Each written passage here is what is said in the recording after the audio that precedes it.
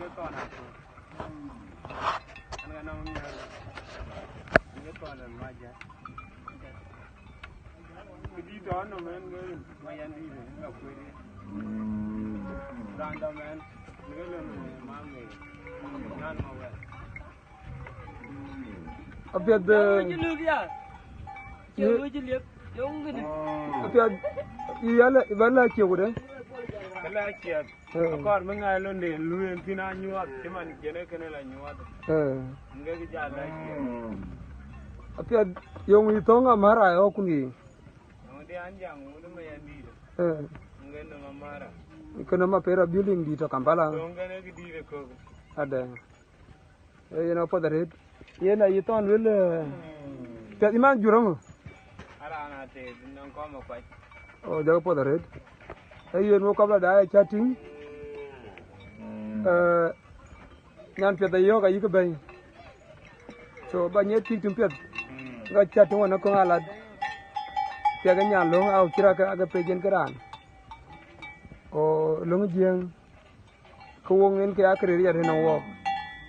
ke ga karan ba kira ja jeng do ki chirga ne en ga ito le man ko la Raan to ne Raan chol ade aden jo agun malik lo tok da ani jam mo je pan nyen wore ti to kan we ke ka to kan wo ga ya ada wo je ban wuru mane wong ka ni ke no mamara che gung lo tok da aran ka je nan ga chol che gunguran bo ko lo ping wo nga je pan Panjanyin ganu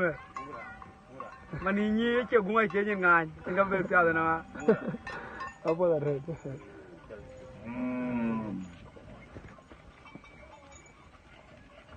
Marjil beda mo nyo da kanin da ada warna tomiyum yang ada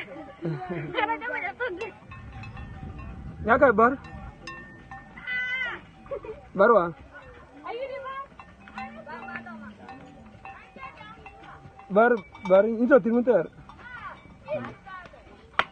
itu tin lapo man ke mai da man ina nga enggak oi madun ada apa da re